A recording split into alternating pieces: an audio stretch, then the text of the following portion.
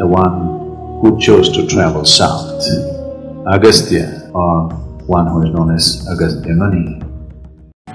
అగస్త్య సంహిత.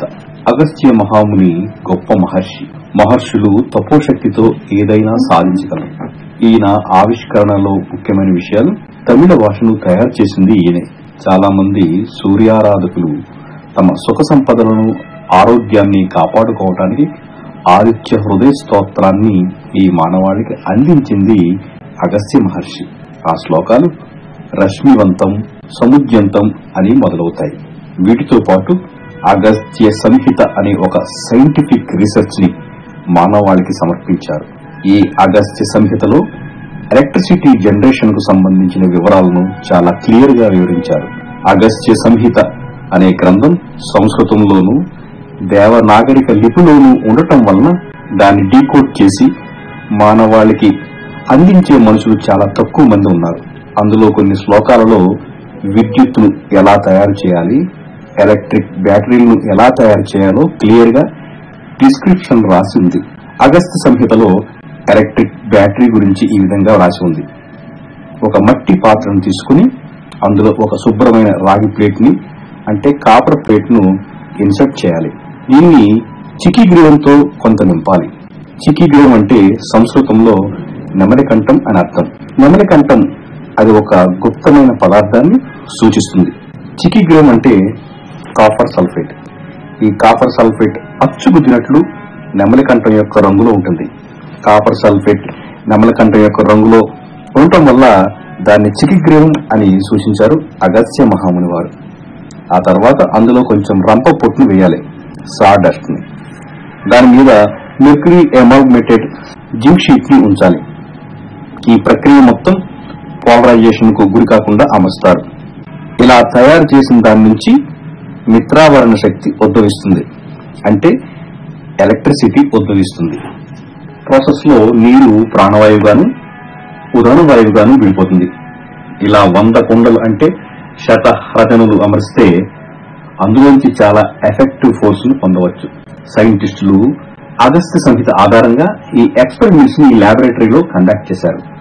Experiment conduct చేసినప్పుడు వారికి ఒక ఘటనలోంచి ఓపెన్ సర్క్యూట్ వోల్టేజ్ 1.138 వోల్ట్స్ గాను, short circuit current 23 milli amps గాను విద్యుత్ ఉత్పత్తి అయింది. ఇప్పుడు మనందరికీ ఒక డౌట్ రావచ్చు.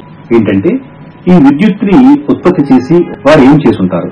అంత ప్రాచీన కాలంలో మనకులాగా ఏసీ, టీవీ, ఫ్రిడ్జ్, ఫ్యాన్ వగైరా వగైరాలు ఏమీ లేవు. ఆ విద్యుత్తును ఉపయోగించి మరి ఏ యంత్రాన్ని వారు పనిచేసేలా చేస్తుంటారు? బల్బుని వెలిగించడం కోసం అయి ఉండొచ్చు. అవును, బల్బుని వెలిగించడం కోసమే. అదేంటి, బల్బుని థామస్ ఆల్వా ఎడిసన్ 1879లో కనిపెట్టాడని అందరికీ తెలుసు. అంతకుముందే బల్బు కనిపెట్టింది పై విధంగా అగస్త్య మహర్షి వారు.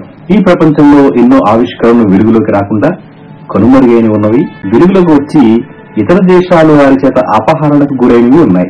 Electricity production and bulb technology మన ప్రాచీనులు వాడేసినవి. ఇందుకు ఇదే ఆధారం.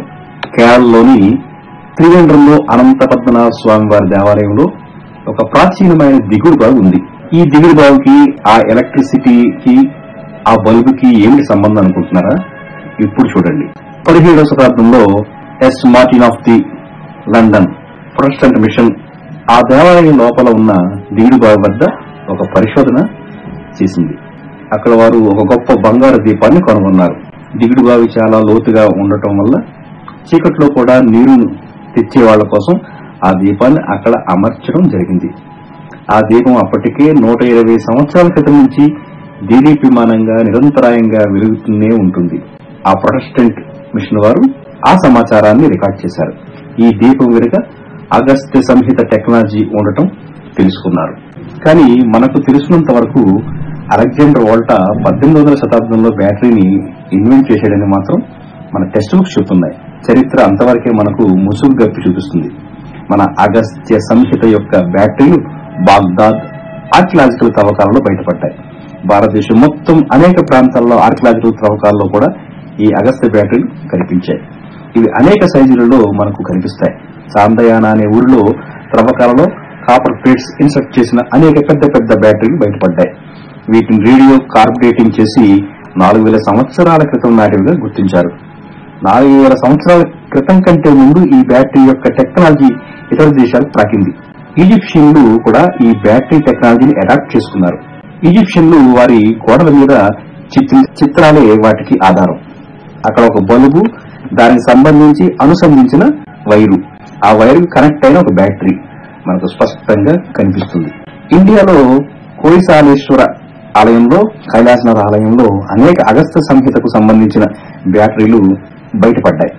వాటిని అక్కడ ఉపయోగించారనడానికి స్పష్టమైన ఆధారం ఏమిటంటే, కైలాసనాథ ఆలయాన్ని ఒకే ఒక కొండని పైనుంచి క్రిందకు చెక్కుకుంటూ వచ్చారు. అది ఏకశిల ఆలయం. దాని లోపల భాగాలను చెక్కుతున్నప్పుడు అక్కడ కటిక చీకటి ఆవరించి ఉంటుంది. కాగడాల యొక్క మిలుకు మిలుకు వెలుతులలో అంతటి చక్కటి శిల్పాలు చెక్కడం దాదాపు శిల్పులకు అసాధ్యం. వారికి ఖచ్చితంగా స్పష్టంగా వెలుతురు చూపే ఒక లైట్ కావాలి. ఈ బ్యాటరీ సాయంతో తయారు చేసిన లైట్ వెలుతురులో అక్కడ శిల్పాలు చెక్కారు అని మనకు చాలా స్పష్టంగా అర్థమవుతుంది. ఎందుకంటే కాగడాల నుంచి వచ్చే మసి ఆ పైనున్న సీలింగ్స్ కు అంటుకుని అవి చెరగవు.